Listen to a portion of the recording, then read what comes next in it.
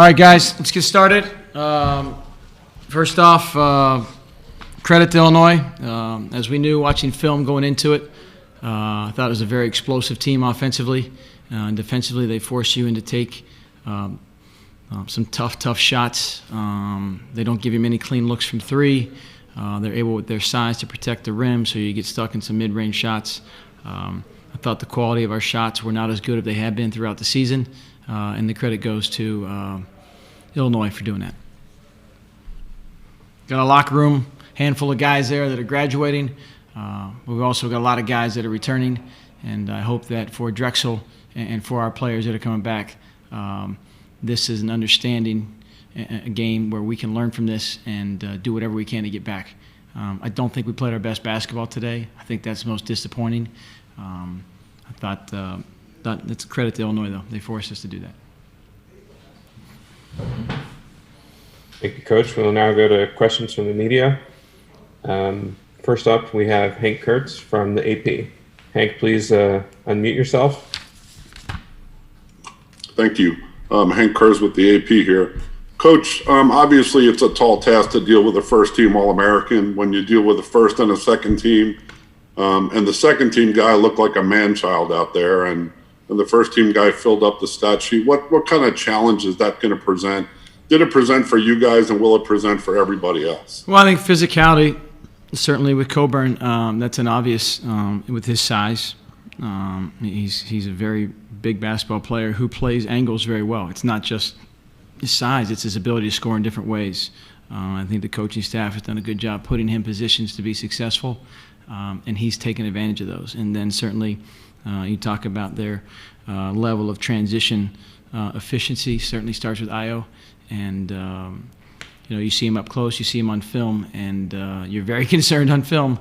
And when you see him up close, you certainly understand why. But listen, I haven't watched film on other teams. I can't tell you about other seeds or things, but it's a very, very strong basketball team that I think could make a deep run and certainly play into the final weekend of this tournament, in my opinion.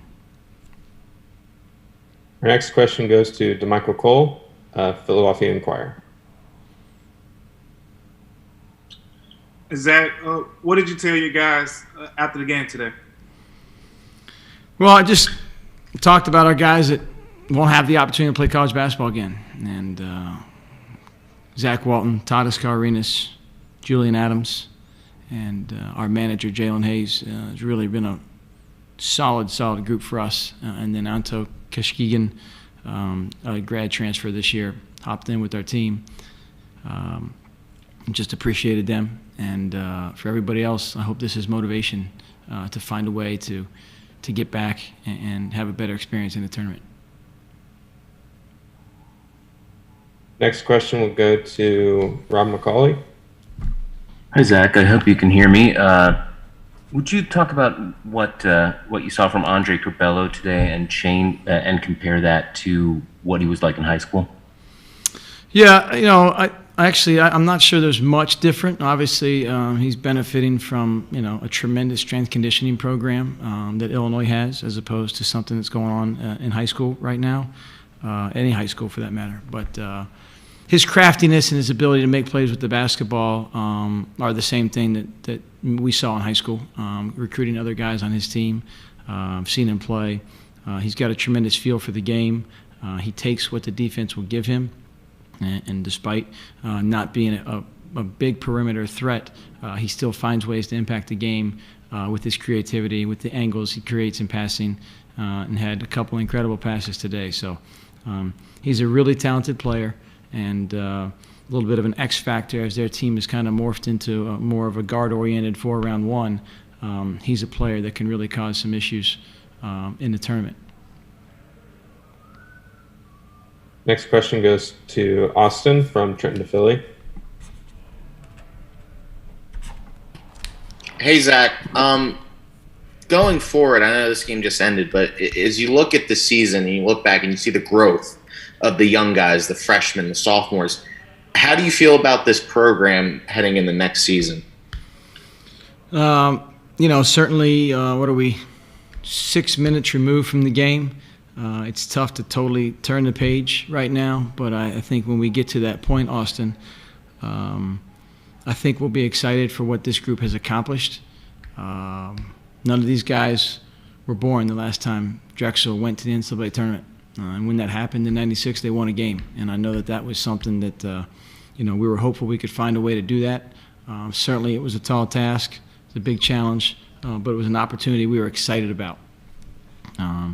Didn't work in our favor, Austin, but I hope that, as I've said before earlier here, I hope that this experience motivates our group to continue to work, put the work in the weight room, put the work in the individual workouts in the off season in the summertime, and come back focused on accomplishing a mission next year.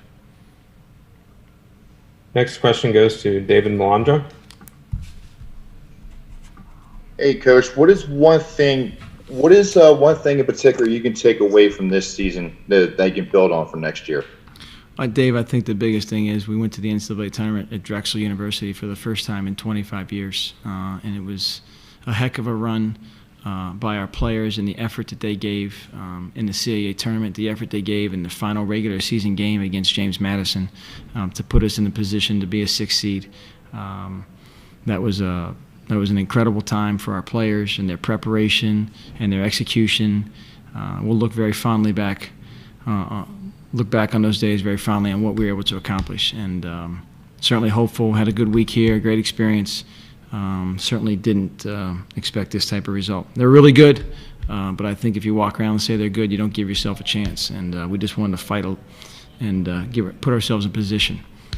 I think one of the misleading stats from today, guys, just to turn the page, Dave, but 11 turnovers, but I think the quality of our shot was not as good as it has been in other games. I thought we've got some really clean looks from 3. I thought we had some early in the first half, but I don't think, our mid-range, our guys that can hit mid-range shots didn't make them, and that just made things a little bit tougher for us. I thought Xavier Bell did a good job getting to the rim. It was very clear Cam Winter was a focus of their efforts defensively, and they made him work. And, he's had better games, and he will continue to have better games for us. But credit goes to Illinois. Next question goes to DeMichael Cole, Philadelphia Inquirer.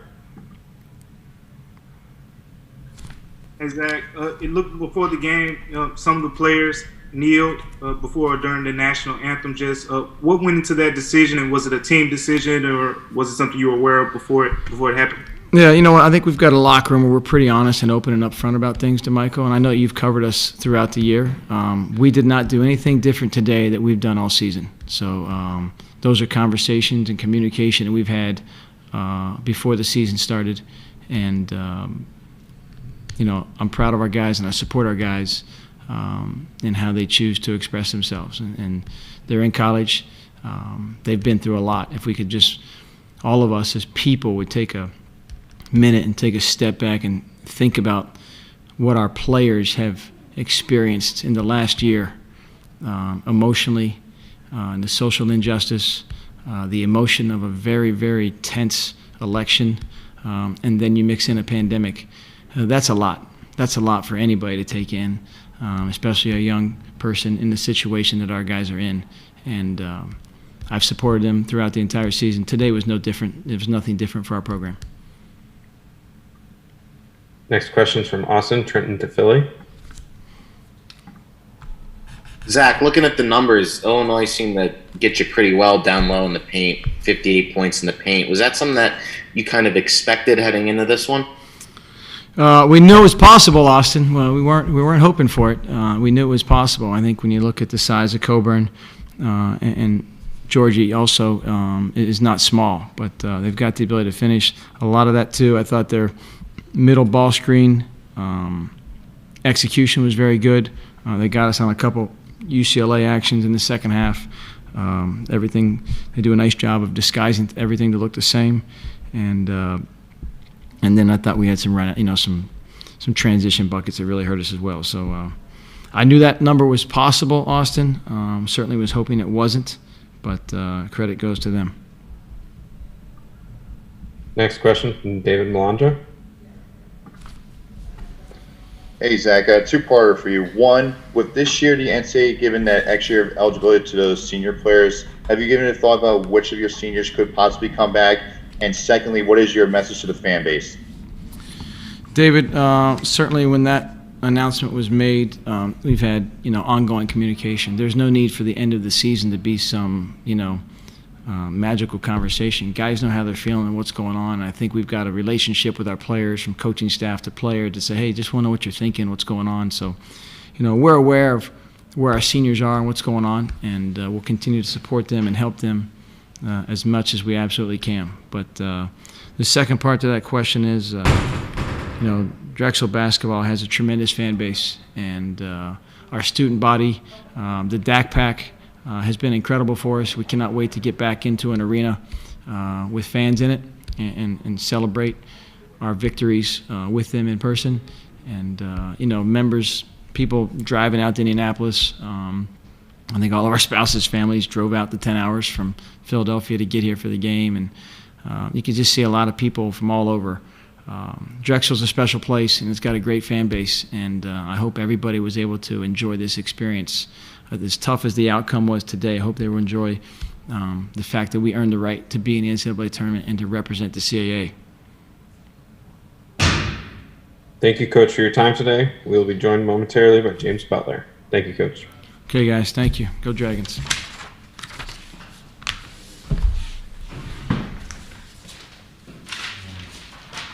Please use this time to raise or lower your hand as necessary if you have questions for player James Butler.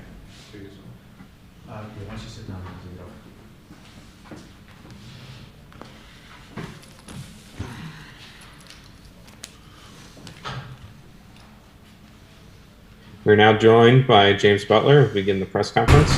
Please use the raise hand function if you'd like to ask a question. Our first question goes to DeMichael Cole, Philadelphia Inquirer.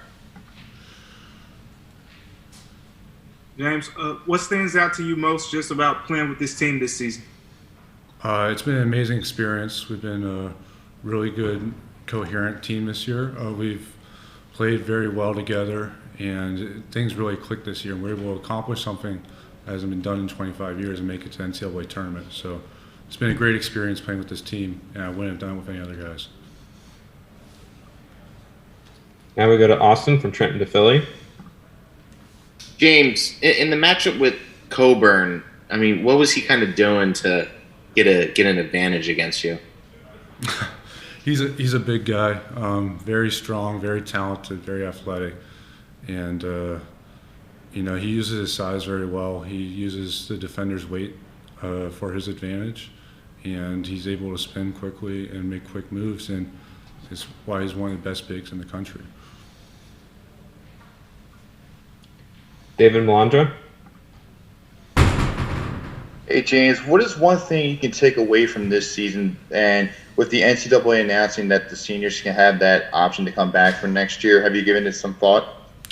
Yeah, I think this year we can definitely take away that we have the talent, we have the capability to do it. It's just about us playing very clean basketball, more efficient basketball, playing as a team. And I'd like to see us back in the same situation next year. Next question goes to DeMichael Cole.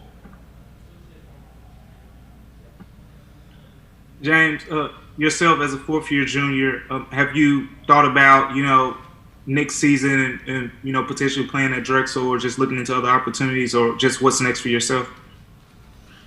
Yeah, I definitely want to see what this offseason brings, but I really think we have a great team, and it would be pretty awesome to be able to come back to NCAA tournament next year.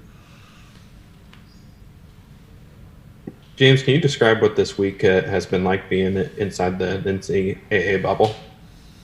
Yeah, it's been pretty unique this year in general. We did something similar at Bubbleville up in Connecticut earlier in the season.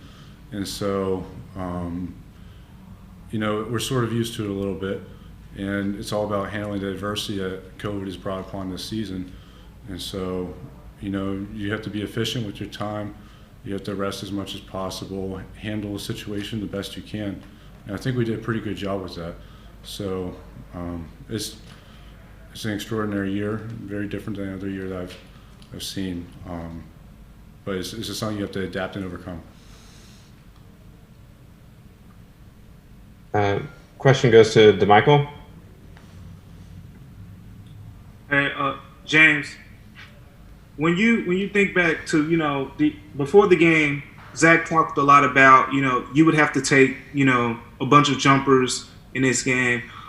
Just how comfortable were you when you were at the top of the key, trying to distribute to your teammates or trying to figure out when to shoot and those type of things today? I think as we've gone along, especially in the conference tournament, I've been hitting more perimeter shots. The mid-range shot has always been part of my game. Unfortunately, I wasn't able to hit more today. I shot a couple of three-pointers, missed them. But it's something that I'm comfortable with, and I'm definitely looking to expand my game and make myself more of an offensive threat. David Landro. What is one thing you can take away from this whole experience taking part in the NCAA tournament? Like I said, we've proven we can get here. We've proven we have the talent and the capability to do it. I think we just got to learn when we're going against bigger, tougher teams, we have to be incredibly efficient. We have to take care of the ball, be tight on defense, because it just takes a couple plays and snowball effect. And once they get momentum, it's tough to come back.